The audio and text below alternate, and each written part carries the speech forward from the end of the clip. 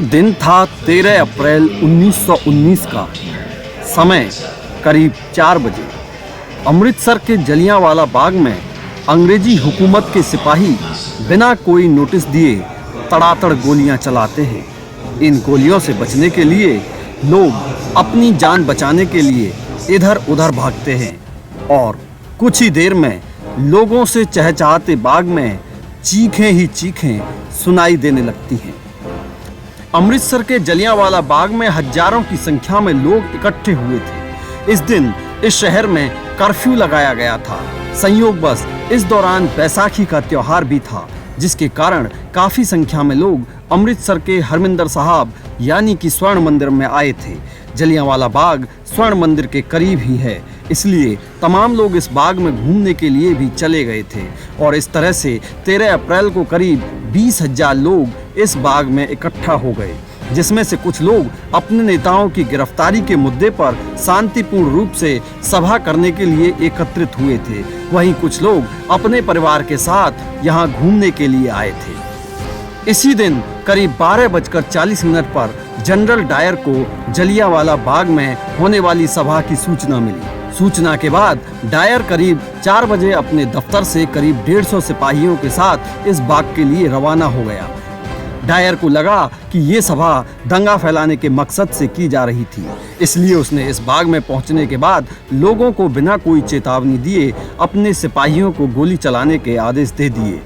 कहा जाता है कि इन सिपाहियों ने करीब 10 मिनट तक गोलियां चलाईं। वहीं गोलियों से बचने के लिए लोग भागने लगे, लेकिन इस बाग के मुख्य दरवाजे को भी सैनिकों द्वारा बंद कर दिया गया था और ये बाग चारों तरफ से 10 फीट तक की दीवारों से बंद था। ऐसे में कई लोग अपनी जान बचाने के लिए इस बाग में बने एक कुएं में कूद गए, लेकिन गोलियां थमने का नाम नहीं ले रही थी और कुछ समय में ही इस बाग की जमीन का रंग लाल हो गया था। साल 1919 में हमारे देश में कई तरह के कानून ब्रिटिश सरकार द्वारा लागू किए गए थे और इन कानूनों का विरोध हमारे देश के हर हिस्से में किया जा रहा था। 6 फरवरी साल 1919 में ब्रिटिश सरकार ने इंपीरियल लेजिस्लेटिव काउंसिल में एक रॉलेट नामक बिल को पेश किया था और इस बिल को इंपीरियल लेजिस्लेटिव काउंसिल ने मार्च के महीने में पास कर दिया था, जिसके बाद ये बिल एक अधिनियम बन गया था। इस अधिनियम के अनुसार भारत की ब्रिटिश सरकार किसी भी व्यक्ति को देशद्रोह के शक पर गिरफ्तार कर सकती थी और उस व्यक्ति को बिना किसी जूरी के सामने पेश किए जेल में डाल सकती थी। इसके अलावा पुलिस 2 साल तक बिना किसी भी जांच के किसी भी व्यक्ति को हिरासत में रख सकती थी। इस अधिनियम ने भारत में हो रही राजनीतिक गतिविधियों को दबाने के लिए ब्रिटिश सरकार को एक ताकत दे दी थी।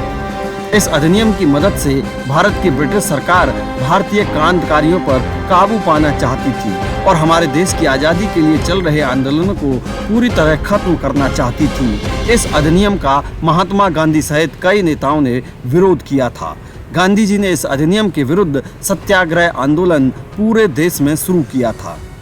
साल 1919 में शुरू किया गया सत्याग्रह आंदोलन काफी सफलता के साथ पूरे देश में ब्रिटिश हुकूमत के खिलाफ चल रहा था और इस आंदोलन में हर भारतीय ने बढ़ चढ़कर भाग लिया था।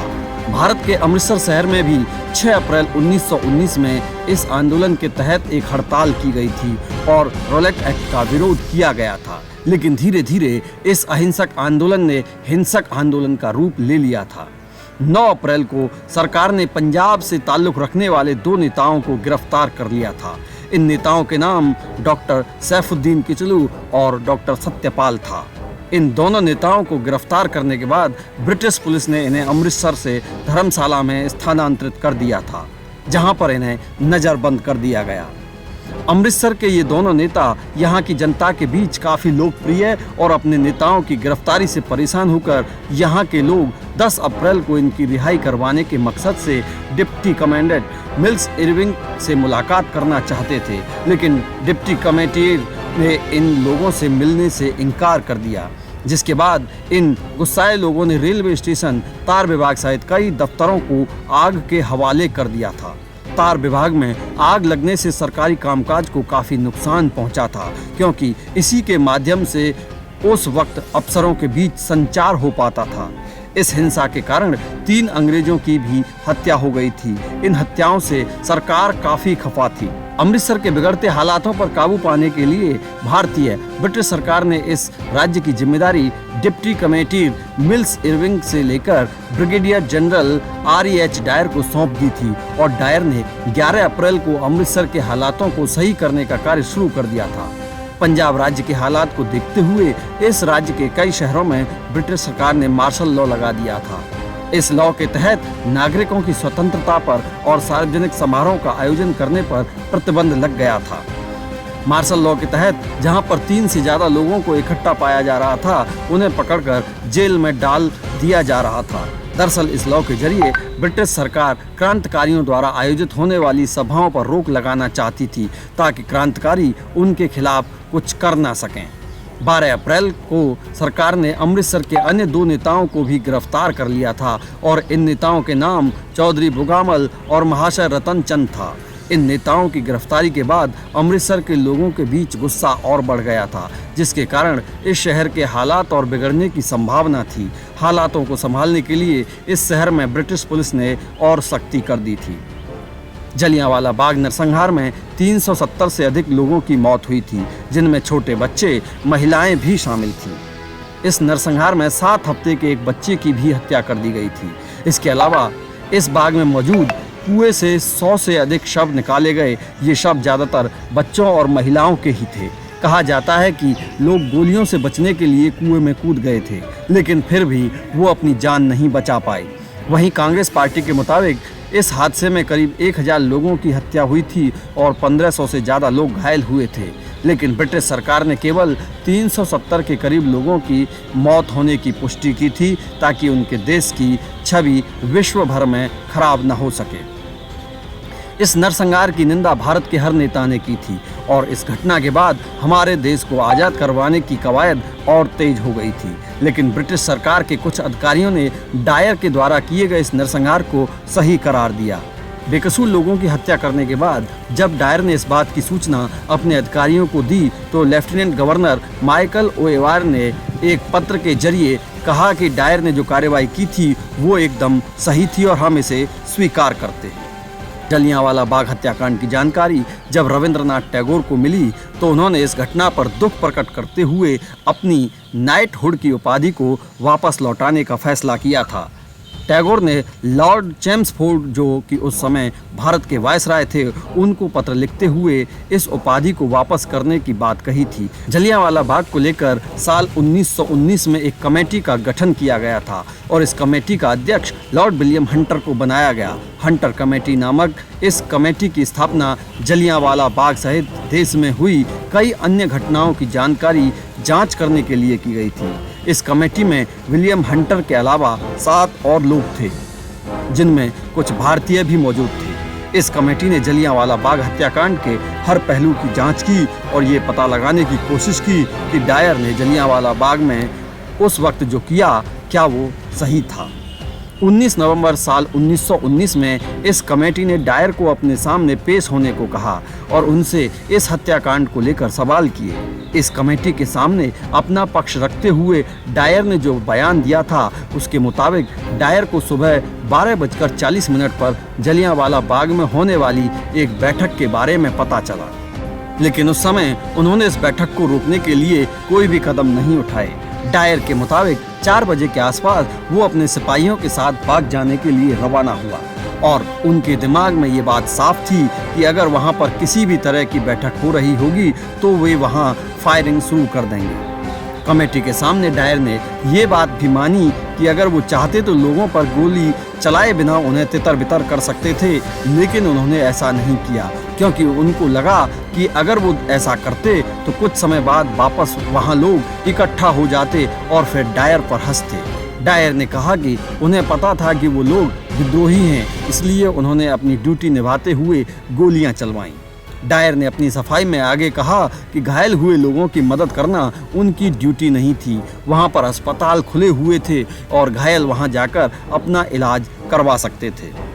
8 मार्च 1920 को इस कमेटी ने अपनी रिपोर्ट को सार्वजनिक किया और हंटर कमेटी की रिपोर्ट में डायर के कदम को एकदम गलत बताया गया था। रिपोर्ट में कहा गया था कि लोगों पर काफी देर तक फायरिंग करना एकदम गलत था। डायर ने अपनी सीमाओं को पार करते हुए ये निर्णय लिया था। इस रिपोर्ट में ये भी कहा गया कि पंजाब में ब्रिटिश शासन को खत्म करने की कोई साजिश नहीं की जा रही थी। इस रिपोर्ट में आने के बाद 23 मार्च 1920 को डायर को दोषी पाते हुए उसको सेवानिवृत्त कर दिया गया। विंस्टन चर्चिल, जो उस समय secretary of state for war थे, उन्होंने इस नरसंहार की आलोचना की थी और साल 1920 में हाउस ऑफ कॉमन्स में कहा गया था कि जिन लोगों की गोली मारकर हत्या की गई थी उनके पास कोई भी हथियार नहीं थे, बस लाठियां थीं। जब गोलियां चलीं तो ये लोग अपनी जान बचाने के लिए इधर उधर भागने लगे। ये लोग जब अपनी जान बचाने को कोनों पर जाकर छुपने लगे तो वहां पर भी गोलियां चलाई गईं। इसके अलावा जो लोग जमीन पर लेट गए थे उनको भी नहीं बख्शा गया और उनकी भी हत्या कर दी गई। चर्चिल के अलावा ब्रिटेन के पूर्व प्रधानमंत्री H.H. एक्सविथ ने भी इस नरसंहार को गलत बताया। डायर सेवानिवृत्त होने के बाद लंदन में अपना जीवन बिताने लगा, लेकिन 13 मार्च 1940 का दिन उसकी जिंदगी का आखिरी दिन साबित हुआ। उसके द्वारा किए गए हत्याकांड का बदला लेने के लिए क्रांतिकारी ऊधम सिंह ने कैक्सटन हॉल में उसको गोली मार दी। सिंह एक भारतीय स्वतंत्रता कार्यकर्ता थे और कहा जाता है कि 13 अप्रैल के दिन वो भी उस बाग में मौजूद थे जहां पर डायर ने गोलियां चलवाई थीं और सिंह एक गोली से घायल भी हुए थे। जलियांवाला बाग की घटना को सिंह ने अपनी आंखों से देखा था। इस घटना के बाद सिंह डायर से बदला लेने की रणनीति बनाने में जुट गए थे और साल 1940 में सिंह अपनी रणनीति में कामयाब हुए और उन्होंने जलियांवाला बाग में मारे गए लोगों की मौत का बदला ले लिया। ऊधम सिंह के इस कदम की तारीफ कई विदेशी अखबारों ने भी की थी और हमारे देश के अखबार अमृता बाजार पत्रिका ने कहा कि हमारे देश के आम लोग और क्रांतिकारी ऊधम सिंह की कार्रवाई से गौरवान्वित हैं। हालांकि इस हत्या के लिए ऊधम सिंह को लंदन में 1940 में फांसी की सजा दी गई थी। वहीं कोर्ट के सामने अपना पक्ष रखते हुए ऊधम सिंह ने कहा था कि डायर को उन्होंने इसलिए मारा क्योंकि वो इसी के लायक था। वो हमारे देश के लोगों की भावनाओं को कुचलना चाहता था, इसलिए मैंने उसको कुचल दिया। मैं 21 वर्षों से उसको मारने की कोशिश कर रहा था और आज मैंने अपना काम कर दिया। मुझे मृत्यु का डर नहीं है, मैं अपने देश के लिए मर रहा हूँ। ऊधम सिंह के इस बलिदान का हमारे देश के हर नागरिक ने सम्मान किया और जवाहरलाल नेहरू ने साल 1952 में ऊधम सिंह को शहीद का दर्जा दिया। इस हत्याकांड को लेकर ब्रिटिश सरकार कई बार अपना दुख प्रकट कर चुकी है, लेकिन कभी भी इस हत्याकांड के लिए माफी नहीं मांगी है।